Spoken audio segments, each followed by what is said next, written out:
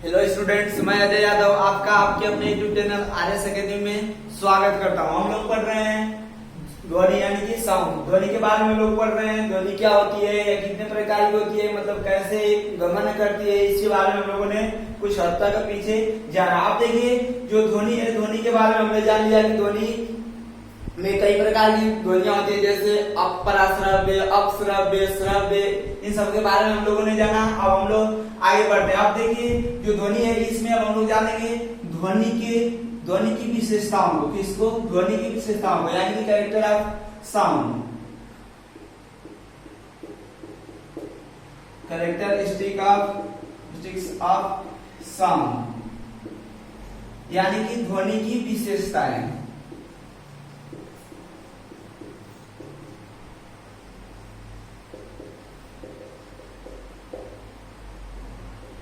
तो देखिए यहाँ पर ध्वनि की विशेषताओं के बारे में हम लोग जानेंगे। अब पहला है loudness of sound. Loudness of sound, जैसे पीछे तो पता है, मतलब कुछ तो ध्यान होगा। जैसे क्या बताया गया था, पीछे बताया गया प्राश्रव्य, अपश्रव्य और श्रव्य। श्रव्य बताया गया कि वह ध्वनियां जिनकी आवृत्ति 20 हर्ट्ज से 20,000 हर्ट्ज की भी होती है, जिनको हम क्या कर सकते हैं, सुन सकते हैं, उन्हें हम क्या कहते हैं, श्रव्य कहते थे। अब जो अपश्रव्य थी, अपश्रव्य में 20 हर्ट्ज से कम की ध्वनि को हम क्या कहते थे, अपश्रव्य कहते थे। और वे ध्वनियां जिनकी आवृत्ति 20,000 हर्ट्ज से अधिक होती थी, जिनका प्रयोग हम क्या करते थे, अल्ट्रासाउंड इत्यादि में करते थे, वहां पर उस ध्वनि को हम क्या कहते हैं, पराश्रव्य कहते हैं। जैसे पराश्रव्य के बारे में बताया गया, जो बैट होती है, यानी कि जो चमगादड़ होती है, बैट क्या करती है, पराश्रव्य ध्वनियां छोड़ती है या पराश्रव्य तरंगे छोड़ती है। तो यहाँ पर लाउडनेस ऑफ साउंड यानी कि ध्वनि की प्रबलता, ध्वनि की प्रबलता। अब देखिए प्रबलता, या इसको हम तीव्रता कह सकते हैं, क्या, तीव्रता। तो पहला कैरेक्टरिस्टिक्स ऑफ साउंड यानी कि ध्वनि की विशेषताओं में पहला है, इसका मतलब पहली विशेषता क्या है कि लाउडनेस ऑफ साउंड। अब देखिए जो ध्वनि की प्रबलता है, ध्वनि की प्रबलता या तीव्रता, तो इसके बारे में देखते हैं। जैसे ध्वनि की तीव्रता आयाम पर निर्भर करती है। इसमें पहला पॉइंट होगा, जो ध्वनि की तीव्रता होती है या प्रबलता होती है, प्रबलता यह आयाम पर निर्भर करती है। प्रबलता आयाम पर निर्भर करती है। आयाम के बारे में पता ही होगा कि किसी भी कण के प्रारंभिक स्थिति से अधिकतम विस्थापन क्या होता था, आयाम होता था। इसके बारे में हम लोग जान चुके हैं। तो प्रबलता किस पर निर्भर करती है, आयाम पर निर्भर करती है। यानी कि देखिए प्रबलता किस पर निर्भर करती है, आयाम पर। या तीव्रता जो लाउडनेस होगी वह किस पर निर्भर करेगी या किस पर डिपेंड रहेगी, तो वह आयाम यानी एम्पलीट्यूड पर क्या होगी, वह डिपेंड होगी। अब देखिए कैसे, जैसे आपको बताया गया, आप मान लीजिए कि हम कुछ बोल रहे हैं, मतलब मान लीजिए हम थोड़ा स्लो साउंड में बोल रहे हैं, तो क्या होगा, ऐसे होगा, क्या होगा, ऐसे हमारी ध्वनि जाएगी। ऐसे मान लीजिए ऐसे ध्वनि का कण क्या करेगा, ऐसे जो हमारी तरंगे होगी वो जाएंगी। तो यहाँ पर इसी को हम क्या बोलते थे, किसी भी कण के प्रारंभिक स्थिति से उसका अधिकतम विस्थापन ही क्या कहलाता है, आयाम कहलाता है। तो ये हमारा आयाम होगा। तो यहाँ पर बताया कि जो लाउडनेस होती है, मतलब जो तीव्रता या जो प्रबलता होती है, वह निर्भर किस पर करती है, मतलब वो डिपेंड किस पर रहती है, तो हमारे आयाम पर निर्भर रहती है। अब देखिए प्रबलता और तीव्रता से यहाँ पर यह मतलब है कि क्या होगा, हम जितनी तेज बोलेंगे क्या होगा, अगर आयाम बढ़ेगा तो इसका मतलब क्या होगा, हम उतना ही क्या कर रहे हैं, हमारी जो ध्वनि की प्रबलता है उतना ही क्या है, तीव्र है, या उसकी तीव्रता क्या है, उतना ही अधिक है। जैसे मान लीजिए हमने कुछ कहा, तो यहाँ तक आए, मान लीजिए हम बहुत जोर से कर रहे हैं, मतलब कुछ अधिक बल लगा के क्या कर रहे हैं, अधिक ऊर्जा देकर कोई बात बोल रहे हैं, तो क्या होगा, यहाँ से ऐसे होकर ऐसे जाएगी। तो यहाँ पर क्या हुआ, जब अधिक बल लगा रहे हैं तो क्या हुआ, यहाँ पर जो आयाम था या पहले के अपेक्षा, पहले तो इतना ही था, लेकिन अब कितना हो गया, अधिक हो गया, हुआ ना। तो जब आयाम बढ़ेगा तो क्या होगी, प्रबलता भी बढ़ेगी या तीव्रता भी बढ़ेगी। तो यहाँ पर इससे तात्पर्य यहाँ पर है कि जो प्रबलता होती है वह आयाम पर निर्भर करती है। और आयाम पर निर्भर करने का मतलब यह है कि अगर आयाम बढ़ेगा, आयाम का मान जैसे अभी बताया गया, अभी बताया गया ना, यहाँ पर ऐसे था, अब क्या होगा, ऐसे होकर अगर ऐसे होगा तो क्या होगा, यहाँ पर जो आयाम है इसकी अपेक्षा में ये वाला आयाम क्या है, अधिक है। तो जब आयाम बढ़ेगा तो तीव्रता भी क्या होगी, तीव्रता या प्रबलता भी क्या होगी, बढ़ेगी। आयाम अगर बढ़ेगा तो तीव्रता भी क्या होगी, तो प्रबलता भी क्या होगी, बढ़ेगी, प्रबलता बढ़ेगी। अब देखिए जब आयाम बढ़ा तो प्रबलता क्या होगी, या जो आवृत्ति हो क्या होगी, बढ़ेगी। जो ध्वनि की लाउडनेस है वो क्या होगी, अगर एम्पलीट्यूड बढ़ा देंगे तो जो लाउडनेस है वो भी क्या हो जाएगा, बढ़ जाएगा।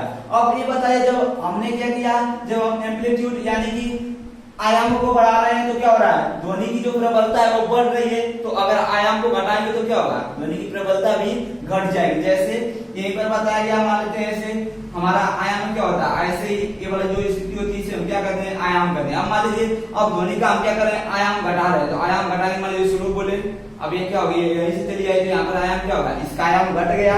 तो जब आयाम घट जाएगा तो उसकी जो आवृत्ति या प्रबलता होगी वो भी क्या होगी, घट जाएगी। तो यहाँ पर यही पर सब क्लियर हो जाता है। देखिए जैसे यहाँ पर दिया है कि जो प्रबलता होती है वो निर्भर किस पर करती है, आयाम पर निर्भर करती है। तो आयाम पर निर्भर करने का मतलब कि अगर आयाम का मान हम बढ़ाएंगे, एम्पलीट्यूड हमारा क्या होगा, अगर बढ़ेगा तो जो लाउडनेस है साउंड की वो भी क्या होगी, बढ़ जाएगी। तो आयाम बढ़ेगा तो प्रबलता भी बढ़ेगी।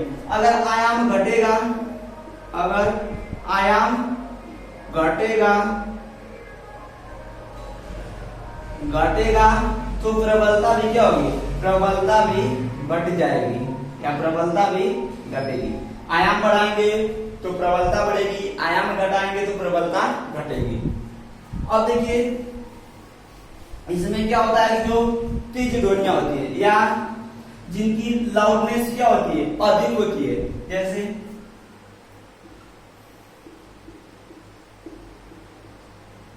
अगर देखिए अगर लाउडनेस क्या होगी, अधिक होगी, या इसको कर सकते हैं प्रबलता या तीव्रता अधिक होगी तो उन्हें हम तेज ध्वनियां कहेंगे। क्या कहेंगे, तेज ध्वनि कहेंगे। क्या कहेंगे, जिसकी प्रबलता अधिक होगी या जिसकी तीव्रता क्या होगी, अधिक होगी, या लाउड होगी, क्या होगी, लाउड होगी, उसे हम क्या कहेंगे, तेज ध्वनि कहेंगे। जिसकी प्रबलता या जिसकी तीव्रता अधिक होगी उसे हम क्या कहेंगे, लाउड या तेज ध्वनि कहेंगे। आई बात समझ में, जिसकी प्रबलता क्या होगी, तेज होगी उसे हम क्या कहेंगे, या अधिक होगी उसे तेज ध्वनि कहेंगे। अगर जिसकी प्रबलता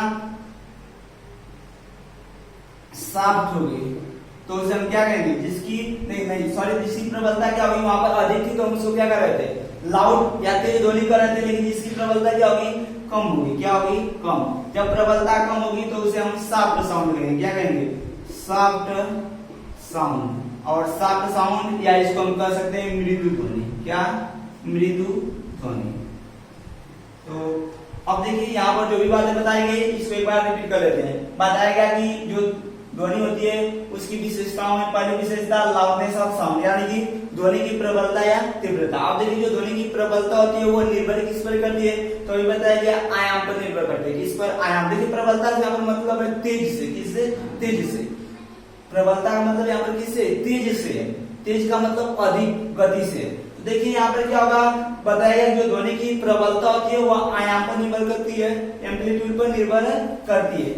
तो एम्पलीट्यूड पर निर्भर करने का मतलब क्या होगा, उस पर डिपेंड रहने का मतलब क्या होगा कि अगर हम आयाम के मान को बढ़ाएंगे तो जो ध्वनि की प्रबलता है वो भी क्या होगी, बढ़ जाएगी। अगर आयाम को घटा देते हैं एम्पलीट्यूड हमारा क्या होगा, घटेगा, तो जो साउंड की लाउडनेस है वो भी क्या होगी, घट जाएगी। उसके बाद बताया गया कि जिसकी लाउडनेस क्या हो, अधिक हो, जिसकी लाउडनेस अधिक हो या जिसकी प्रबलता अधिक होती है, या ऐसे भी कर सकते हैं, देखिए प्रबलता अधिक होगी तो क्या होगा, उस ध्वनि को हम क्या कहेंगे, लाउड यानी कि तेज ध्वनि कहेंगे। प्रबलता अगर अधिक होगी, अगर प्रबलता अधिक होगी तो क्या होगी, तेज ध्वनि या लाउड साउंड कहेंगे, या इसे क्या कहेंगे, तेज ध्वनि कहेंगे। मान लेते हैं कि क्या प्रबलता अधिक है तो क्या कहेंगे, तेज ध्वनि। तो एक बात बताइए, प्रबलता अधिक है तो तेज ध्वनि कहेंगे। लेकिन अगर आयाम अधिक हो तब, आयाम अधिक हो तब क्या करेंगे, तब भी उसे क्या बनेंगे, यही तेज ध्वनि बनेगी। क्यों, इस कारण से कि जो आयाम होगा, अगर आयाम बढ़ेगा तो प्रबलता भी क्या होगी, बढ़ेगी। तो इसका मतलब क्या होगा, अगर प्रबलता अधिक हो, इसकी बात करें या किसकी बात करें, अगर प्रबलता अधिक होगी तो प्रबलता कब अधिक होगी, यह हमें सोचना पड़ेगा। कब अधिक होगी, जब आयाम अधिक रहेगा तभी यह क्या होगी, अधिक होगी। अभी बताया गया कि जो प्रबलता है किस पर निर्भर होती है, किस पर डिपेंड होती है? लाउडनेस, एम्पलीट्यूड पर, यानी कि आयाम पर। इस कारण से क्या होगा? प्रबलता अधिक होगी तो उस ध्वनि को हम क्या कहेंगे? तेज ध्वनि कहेंगे। या इसी को हम कह सकते हैं कि अगर आयाम अधिक हो तो क्या होगा? वो ध्वनि क्या कहलाएगी? तेज कहलाएगी, तेज ध्वनि कहलाएगी। अगर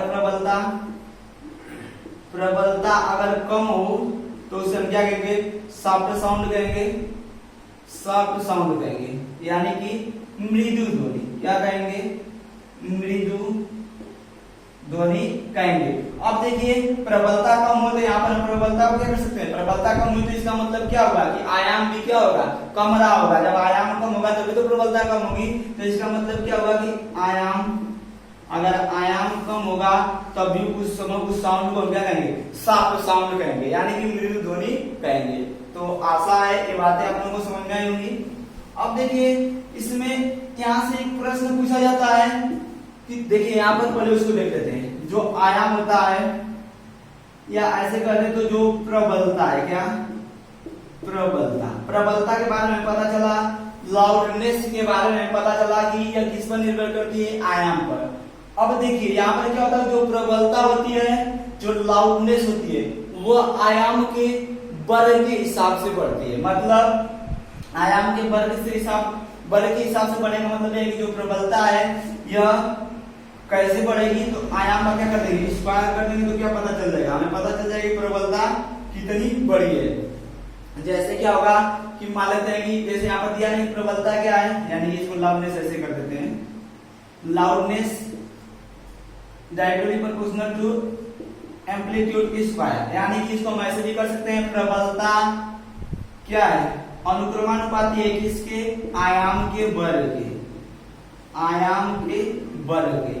यानी कि अगर प्रबलता की मान, अगर प्रबलता कितनी बड़ी, अगर यह पता करना हो तो हमें क्या ज्ञात होना चाहिए? हमें आयाम के बारे में पता होना चाहिए कि आयाम कितना बढ़ रहा है। अगर आयाम दोगुना होगा तो प्रबलता क्या हो जाएगी? 2 का वर्ग करेंगे, आयाम का वर्ग तो क्या हो जाएगा? 4 गुना हो जाएगा। जैसे यहाँ पर एक प्रश्न देखते हैं, लेकिन एक बात ध्यान रखिएगा कि जो लाउडनेस होती है वह किसके डायरेक्टली प्रोपोर्शनल होती है? वह एम्पलीट्यूड के डायरेक्टली प्रोपोर्शनल होती है। यानी कि जो हमारी प्रबलता होती है वह आयाम के वर्ग के हिसाब से बढ़ती है। अब देखिए जैसे यहाँ पर एक प्रश्न यहाँ पर अगर रखा जाए कि किसी ध्वनि, मान लेते हैं कि कोई भी ध्वनि है, वो इसकी क्या है? और कह दिया जाए कि यदि आयाम को दोगुना कर दिया जाए, क्या जैसे प्रश्न है, यदि आयाम दोगुना कर दिया जाए, जो आयाम है उसे क्या कर दिया जाए? दोगुना कर दिया जाए, तो ध्वनि की प्रबलता कितनी हो जाएगी? आयाम को दोगुना कर दिया जाए तो प्रबलता कितनी होगी? तो अगर आपको हमें क्या करना हो, अगर आपसे यह प्रश्न कर दिया जाए कि यदि आयाम क्या कर दिया गया? दोगुना कर दिया गया, तो उसकी प्रबलता कितनी गुनी हो जाएगी? तो हमें क्या करना है? बस ये बात ध्यान रखना है कि जो हमारी प्रबलता होती है उसके और आयाम के बीच कौन सा संबंध होता है? तो जो प्रबलता होती है वो क्या होती है? आयाम के वर्ग के हिसाब से बढ़ती है। बस इसी बात को ध्यान रखना। यहाँ पर क्या करेंगे? प्रबलता कैसे बढ़ रही है? तो देखिए आयाम का वर्ग कर देंगे तो क्या मिल जाएगा? हमें प्रबलता जितनी बड़ी है वह मालूम हो जाएगी। तो क्या होगा? यहाँ पर क्या कर देंगे? ए का मान कितना रखेंगे? 2। अगर 2 का वर्ग करेंगे तो क्या होगा? 4। यानी कि प्रबलता कितनी गुनी हो जाएगी? जो हमारी प्रबलता है वह कितनी गुनी हो जाएगी? 4 गुनी। क्यों? क्योंकि यह क्या है? आयाम के वर्ग के हिसाब से बढ़ रही है। तो आयाम कितना बढ़ा? 2 गुना, तो इसका वर्ग करेंगे तो प्रबलता कितनी हो जाएगी? 4 गुना। अगर यहाँ पर कह दिया कि आयाम 4 गुना हो जाए तो प्रबलता कितनी होगी? तो आयाम के वर्ग के बराबर होगी। तो आयाम का वर्ग करेंगे तो आयाम का वर्ग कितना है? 4 है, तो 4 का वर्ग करेंगे कितना गुना हो जाएगी प्रबलता? तो वो ऐसे 16 गुना हो जाएगी। तो आशा है ये बातें आप लोगों को समझ में आई होगी। अब हम लोग पढ़ते हैं इसके अगले कैरेक्टर की ओर, मतलब इसका जो अगली इसकी जो विशेषता है उसके बारे में अब हम लोग जानेंगे।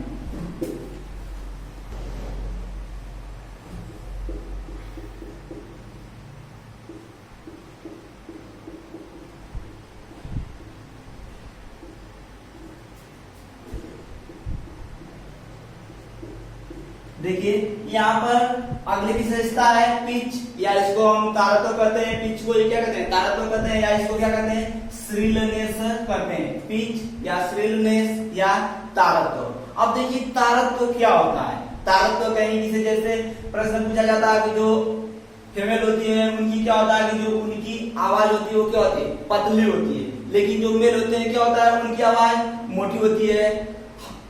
ऐसा क्यों होता है? तो वह क्यों होता है उसके बारे में अब हम लोग जानेंगे। तो वह तारत्व या फ्रीक्वेंसी आवृत्ति ऐसे उसके बारे में जानेंगे क्यों होता है। पहले इसको देखते हैं यहाँ पर पिच या श्रिलनेस या तारत्व या क्या होता है इसके बारे में पहले जानते हैं। तो देखिए तारत्व किसे कहते हैं। जैसे क्या होता है कि मान लीजिए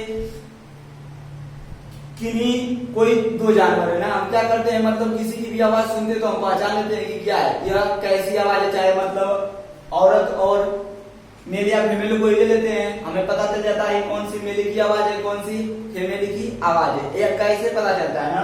तो इसी जिस माध्यम से हमें पता चलता है वो उसी को हम क्या कहते हैं, उसी को हम तारत्व करते हैं, जिससे का हमें पता चल जाता है कि यह क्या है। मतलब इसकी परिभाषा यह होगी कि ध्वनि का वह गुण जिसके द्वारा हम उसके तीव्रता में अंतर पहचान लेते हैं। मतलब तीव्रता में अंतर पहचान लेते हैं या हमें पता चल जाता है कि ये किसकी है, मेल की आवाज है साउंड है या फीमेल की साउंड है। तो यहाँ पर तारत्व का मतलब क्या होगा, मतलब तारत्व की परिभाषा क्या होगी। तो ध्वनि का वह गुण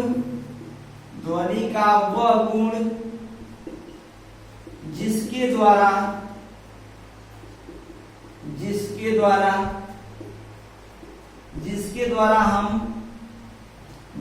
द्वारा हम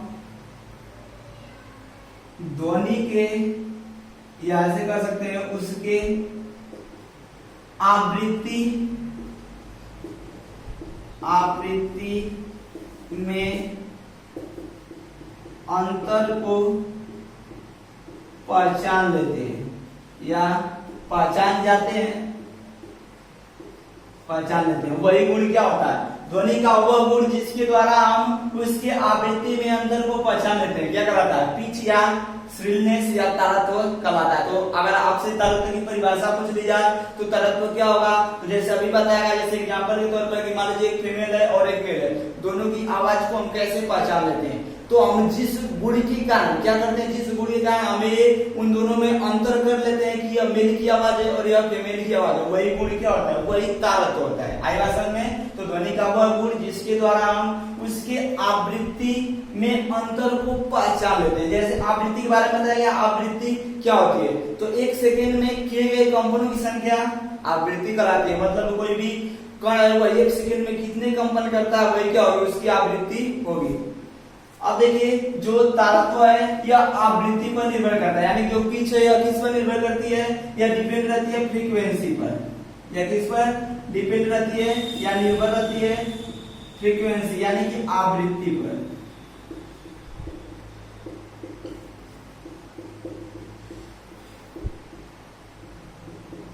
देखिए जो हमारी पिच होती है वो किस पर डिपेंड होती है या किस पर निर्भर होती है, आवृत्ति पर निर्भर होती है। आवृत्ति पर निर्भर होने का मतलब यह है जैसे पीछे बताया गया कि जो प्रबलता थी, जो लाउडनेस थी, वो किस पर निर्भर करती थी, वह किस पर डिपेंड थी, तो वह थी किस पर डिपेंड, वह एम्पलीट्यूड यानी कि आयाम पर क्या थी, वह निर्भर थी। मतलब आयाम बढ़ा तो प्रबलता भी क्या होगी, बढ़ेगी। अगर आयाम का मान घटाएंगे तो प्रबलता का मान भी क्या होगा, घट जाएगा। वैसे ही यहाँ पर होगा पिच यानी कि जो तारत्व है वह निर्भर किस पर करता है, तो जो पिच है वह किस पर डिपेंड करता है, फ्रीक्वेंसी यानी कि आवृत्ति पर निर्भर करता है। अब देखिए आवृत्ति पर निर्भर करता है तो यहाँ से देखिए प्रश्न बनते हैं। जैसे आवृत्ति पर निर्भर करता है तो आवृत्ति पर निर्भर करने का मतलब देखिए थोड़ा सा समझ लेते हैं, आवृत्ति पर निर्भर करने का मतलब क्या है। देखिए जैसे मान लेते हैं कि यहाँ पर क्या है, कोई कण है ऐसे गया एक बार में, तो अगर क्या करेंगे, अगर इसको एक सेकंड समय दिया गया और यह कितने मतलब यह कितने चक्कर यहाँ पे किया, तो मान लेते हैं कि एक चक्कर किया, कितना एक बार गया, मतलब एक बार में बीचों बीच यहाँ पर क्या हुआ, डिस्टर्बेंस हुआ, तो होता नहीं कितनी गति की, मान लेते हैं कि एक कंपन हुआ, यहाँ पर कण में कितना कंपन हुआ, एक। अब ऐसा हो जाए कहीं पर कि दूरी यही रहे, सेम दूरी रहे, समय भी सेम रहे, यानी कि एक सेकेंड ही रहे, लेकिन क्या करे कोई कण कई चक्कर कर दे, यानी कि कई कंपन कर दे। देखिए यहाँ पर कई कंपन हो गए, यहाँ पर 2-3 कंपन हो गए, यहाँ पर कितने कंपन हो गए, 3। तो यहाँ पर क्या हुआ, समय तो सेम वही है, दूरी भी क्या है वही है, लेकिन यहाँ पर कंपन कितने हो गए, 3। तो कंपन कैसे 3 हुए, 3 कैसे हुए, इसका मतलब ये हुआ कि हमने क्या किया, हम तेजी से बोले, क्या जो हमारी आवाज थी वो कैसी थी, हमने तीव्र या अधिक एनर्जी के साथ क्या करी, आवाज लगाई। जब अधिक एनर्जी के साथ लगाई तो क्या होगा, या कई चक्कर में क्या करेगी, वहां तक एक ही सेकंड में कई राउंड कर देगी, या ऐसे कहें तो कई कंपन कर देगी। तो अगर आपसे पूछ लिया जाए प्रबलता, तो इसके बारे में पता चला, तारत्व के बारे में पता चला। तारत्व ध्वनि का वह गुण है जिसके द्वारा हम किन्हीं दो ध्वनियों के बीच जो आवृत्ति होती है उसका क्या कर लेते हैं, अंतर को पहचान लेते हैं। अब देखिए बताया गया जो आवृत्ति होती है वो किस पर निर्भर करती है, सॉरी जो पिच होती है यानी कि तारत्व होता है वो किस पर निर्भर करता है, आवृत्ति यानी कि फ्रीक्वेंसी पर। अब जैसे यहाँ से प्रश्न पूछा जाता है फीमेल यानी कि जो महिलाएं होती हैं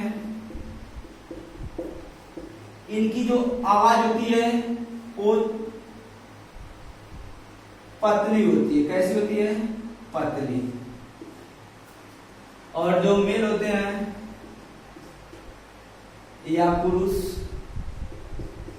उनकी जो आवाज होती है वह कैसी होती है, मोटी होती है, मोटी है, इसको हाक्स भी कहते हैं।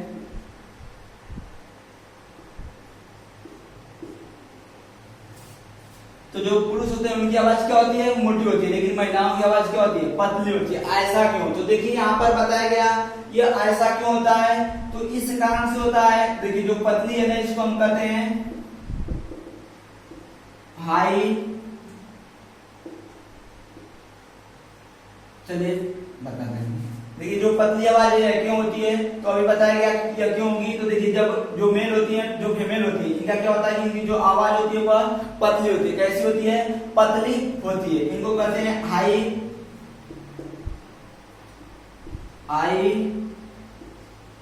लाउड या ऐसे हाई फ्रीक्वेंसी, हाई फ्रीक्वेंसी। अब देखिए क्या होती है कि इनकी आवृत्ति अधिक होती है, इस कारण से क्या होती है ये इनकी आवाज जो देखिए महिलाओं की जो आवाज होती है कैसी होती है, पतली होती है, कैसी होती है, पतली। अब ये पूछा जाए क्यों होती है, तो क्यों होती है, क्योंकि इनकी आवृत्ति क्या होती है, जो इनकी फ्रीक्वेंसी होती है वो क्या होती है, हाई होती है, या इनकी आवृत्ति अधिक होती है। आवृत्ति क्या होती है, आवृत्ति अधिक होती है।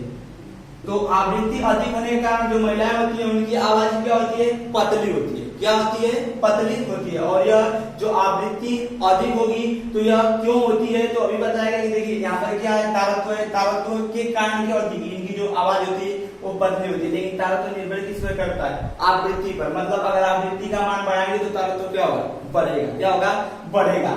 तो अगर आवृत्ति का मान हमने क्या किया, बढ़ाया, तो तारत्व क्या होगा, बढ़ेगा। तो अगर यह पूछ दिया जाए आपसे कि जो फीमेल होती है उनकी आवाज क्या होती है, पतली, तो क्यों, तो इस कारण से कि उनकी आवृत्ति क्या होती है, अधिक होती है, जो आवृत्ति होती है क्या होती है, अधिक होती है। अगर यहाँ पर देखेंगे तो देखिए जो मेल होते हैं इनकी आवृत्ति क्या होती है, इनकी जो आवृत्ति होती है वह कम होती है, आवृत्ति क्या होती है, कम होती है, यानी कि जो इनकी फ्रीक्वेंसी होती है वह क्या होती है, लो फ्रीक्वेंसी होती है, क्या, लो फ्रीक्वेंसी होती है। इस कारण से क्या होता है, इस कारण से इनकी जो आवाज है वो कैसी होती है, मोटी होती है। जैसे इसको समझ लेते हैं अभी, तो इतना बात ध्यान रखिएगा, जो फीमेल होती है उनकी आवाज कैसी होती है, तेज होती है, क्यों, क्योंकि उनकी आवृत्ति क्या होती है, अधिक होती है। और जो मेल होते हैं उनकी आवाज क्या होती है, मोटी होती है, क्यों मोटी होती है, इस कारण से कि उनकी जो आवृत्ति वो क्या होती है, कम होती है। जैसे मान लीजिए कि यहाँ पर कोई ऐसे सेम है, दूरी सेम है, समय मान लेते हैं, समय भी सेम कर दिया हमने, एक सेकंड का समय ले दिया, कितना, एक सेकंड का समय ले दिया। इधर हमारा मेल है, कौन मेल, इधर क्या है, फीमेल है। अब देखिए यहाँ पर हुआ क्या कि यहाँ पर जब फीमेल को बोलने के लिए कहा गया, तो जैसे कभी ऐसा भी हुआ होगा कि आप लोगों ने किन्हीं दो दंपतियों के बीच यानी पति पत्नियों के बीच झगड़ा होते हुए देखा होगा। अब क्या होता है, जो औरतें होती हैं वो क्या करती है, अधिक बोलती है। औरतें क्या करती हैं, अधिक बोलती हैं, बहुत तेजी से बोलती हैं। लेकिन जो आदमी जो मेल होता है वह क्या करता है, वो बेचारा बहुत कहेगा तो कहेगा कि शांत हो जाओ, मतलब इतना गुस्से में क्यों, ऐसे ही कहेगा। और वो क्या करेगा, वो स्लोली बोलेगा, कैसे, मतलब आराम से कहेगा। लेकिन जो औरतें होती हैं वो क्या करती हैं, वो अपना वही डरा पकड़े रहती हैं और वो क्या करती हैं, वो तेजी से बोलती रहती हैं। तो यहाँ पर फीमेल की बात किया तो क्या होगा, ऐसे मान लेते हैं कि एक सेकंड समय इसको भी दिया गया, एक सेकंड उसको भी दिया गया। अब ये क्या करेगी, ये एक सेकंड में ऐसे इसकी जो कंपन होगा यहाँ पर जो होगा इसके कण द्वारा, मतलब यह जो बात बोलेगी क्या करेगी 1 सेकंड में। अब देखिए इसकी आवृत्ति कितनी हो गई, यह मान लेते हैं कि 20 हो गई। इसने क्या किया 20, इसकी जो कण है मतलब यह आवाज निकाले तो कितनी बार कंपन किए 20 बार। लेकिन यहाँ पर क्या हुआ कि जो आदमी है बेचारा बोला है आराम से बोलेगा ऐसे, तो मान लेते हैं कि कितना किया 2 किया, कितना 2। तो यहाँ पर ऐसे पता चला ना कि क्या हुआ कि जो मेल है वो क्या करता है, वो स्लोली मतलब कोई भी बात होगी आराम से करेगा। इस कारण से क्या होती है, जो आदमी होते हैं उनकी आवाज क्या होती है, मोटी होती है, लेकिन जो फीमेल होती है वो क्या होती है, उनकी आवाज कैसी होती है, तीव्र होती है। अब देखिए यहाँ पर उनकी आवाज पतली होती है, कैसी होती है, पतली। अब आवृत्ति अधिक कैसे हुई, तो यहाँ पर अभी पता चला कि आवृत्ति क्या होती है, 1 सेकंड में की गई कंपनों की संख्या। तो यहाँ पर जो व्यक्ति है जब वो बोला तो क्या हुआ 1 सेकंड में कितने कंपन, दो कंपन हुए। लेकिन यहाँ पर जो फीमेल है उसने क्या किया 1 सेकंड में उसके द्वारा कितने कंपन किए गए, समय सेम वही है, 1 सेकंड इसके लिए 1 सेकंड उसके लिए भी। लेकिन जो मेल है वो 1 सेकंड में कितने कंपन उसकी ध्वनि की 2। लेकिन जो यहाँ पर फीमेल है वो कितना कर गई 10 गुना यानी कि 20 कर गई। तो आवृत्ति किसकी अधिक हुई, फीमेल की ना। तो जिसकी आवृत्ति अधिक होगी, यहाँ पर अगर आवृत्ति निकालेंगे तो आवृत्ति क्या होता है 1 सेकंड में किए गए कंपनों की संख्या। तो 1 सेकंड में कितने कंपन किए गए 20, तो इसकी आवृत्ति कितनी हो जाएगी 20 हर्ट्ज। यहाँ पर निकालेंगे तो 1 सेकंड में किए गए कंपनों की संख्या 2, तो इसकी आवृत्ति 2 हर्ट्ज। तो जो फीमेल है उसकी आवृत्ति 20 हर्ट्ज हो गई और जो मेल है उसकी आवृत्ति 2 हर्ट्ज हो गई। तो यहाँ पर कौन अधिक हुआ, आवृत्ति फीमेल की अधिक हुई। इस कारण से हमें पता चला कि जो फीमेल होती है इनकी आवाजें क्या होती है, इनकी आवृत्ति अधिक होने के कारण इनकी आवाजें जो होती है वह पतली होती है। आई बात समझे। अब देखिए यहाँ पर एक बात और इसी से सिद्ध हो जाती है, क्या, अब देखिए यहाँ पर जैसे बताया गया 1 सेकंड में कितना कंपन किया 20, कितना कंपन की 20 कंपन। तो यहाँ से ऐसे भी प्रश्न पूछा जाता है कि जो मेल होती है उनकी जो उनका आवर्तकाल होता है वह क्या होता है, जो मेल होती है उनका आवर्तकाल कम होता है। ऐसे इनका आवर्तकाल क्या होगा, फीमेल के नीचे सॉरी फीमेल होते हैं जो होती है उनका क्या होता है आवर्तकाल यानी कि टाइम पीरियड कम होता है, आवर्तकाल कम होता है। इस बात को ध्यान रखिएगा, फीमेल का आवर्तकाल कम होता है। कैसे होता है अभी बस चर्चा की जाएगी। यहाँ पर जो मेल होते हैं, मेल का जो आवर्तकाल होता है यानी कि टाइम पीरियड होता है वह क्या होता है, अधिक होता है, आवर्तकाल अधिक होता है। अब देखिए इनका आवर्तकाल कम होता है और इनका आवर्तकाल अधिक होता है, ऐसा क्यों। तो यहाँ पर अभी बताया कि जो फीमेल है वह क्या करती है, वह 1 सेकंड में जो उसकी ध्वनि वह क्या करती है 20 कंपन करती है ना, वह कितना कंपन 20 कंपन। लेकिन यहाँ पर जो मेल है वह कितना कंपन, तो वह 1 सेकंड में 2 कंपन। यहाँ पर इसकी कंपनों की संख्या कितनी थी 2, लेकिन फीमेल के कंपनों की संख्या 20 है, कितनी है 20। जब इसकी हमने क्या की फ्रीक्वेंसी निकाली यानी कि जब इसकी आवृत्ति निकाली गई तो इसकी फीमेल की आवृत्ति आई थी 20 हर्ट्ज 20 हर्ट्ज और यहाँ पर इसका कितना होगा, जो मेल होगा इसका 2 हर्ट्ज होगी या 2 हर्ट्ज। तो मेल की आवृत्ति 2 हर्ट्ज, फीमेल की आवृत्ति 20 हर्ट्ज। अब देखिए यहाँ से आपसे प्रश्न पूछा जाए कि फीमेल का आवर्तकाल कम होगा या अधिक, तो फीमेल का आवर्तकाल क्या होता है कम होता है, क्यों अभी बताया जाएगा। मेल का आवर्तकाल अधिक होगा। आप देखिए कैसे, यहाँ पर जैसे उदाहरण बताए गए, फीमेल 1 सेकंड में आवृत्ति कितनी है 20 हर्ट्ज, मेल की 1 सेकंड में आवृत्ति 2 हर्ट्ज है, मान लेते हैं 2 हर्ट्ज है। अब देखिए हम जानते हैं क्या आवर्तकाल T बराबर 1/f, जहाँ पर T क्या है टाइम पीरियड यानी कि आवर्तकाल है और f क्या है फ्रीक्वेंसी यानी कि आवृत्ति है। अब देखिए यहाँ पर जब इनका मान रखते हैं तो अगर आवर्तकाल निकालना हो तो क्या होगा, अब मान लेते हैं पहले फीमेल का रखते हैं तो फीमेल का निकालेंगे यहाँ पर 20, तो अगर यहाँ से अगर इसको निकालेंगे तो क्या आएगा इसका मान, अब मान लेते हैं चलिए इसको थोड़ा सा बढ़ा देते हैं, बढ़ा देंगे तो अच्छा रहेगा 10 सेकंड कर देते हैं। क्या कर देते हैं 10 सेकंड, करने में आसानी होगी, यहाँ पर दशमलव में मतलब अधिक नहीं आएगा। अब इसको 10 सेकंड कर देते हैं ना, कितना कर देते हैं 10 सेकंड। तो देखिए यहाँ पर क्या करना होगा हमें, यहाँ पर क्या है, अब यहाँ पर क्या करना हमें फ्रीक्वेंसी, यहाँ पर फ्रीक्वेंसी इसकी 20 और इसकी फ्रीक्वेंसी कितना है 2 हर्ट्ज है, कितना है 2 हर्ट्ज है। अब देखिए यहाँ पर क्या निकालने के लिए क्या गया, आवर्तकाल की बात की गई ना, तो आवर्तकाल देखिए अब आवर्तकाल T बराबर 1/f होता है, ये बातें ध्यान रखनी है। T यहाँ पर क्या है आवर्तकाल है और f क्या है आवृत्ति है, यानी कि टाइम पीरियड, और क्या है फ्रीक्वेंसी। अब देखिए यहाँ पर क्या हुआ कि इनका आवर्तकाल कम होता है। क्यों कम होता है? तो यहाँ पर देखते हैं कि 10 सेकंड में इन्होंने कितने कंपन किए। अच्छा, आवर्तकाल करते किसे? आवर्तकाल किसे करते हैं? तो 1 सेकंड में किए गए, सॉरी 1 कंपन में लगा समय कितना? 1 कंपन में लगा समय। 1 कंपन में लगा समय क्या कहलाता है? आवर्तकाल कहलाता है। 1 कंपन में लगा समय क्या कहलाता है? मतलब 1 कंपन करने में जो समय लगता है वही क्या होता है?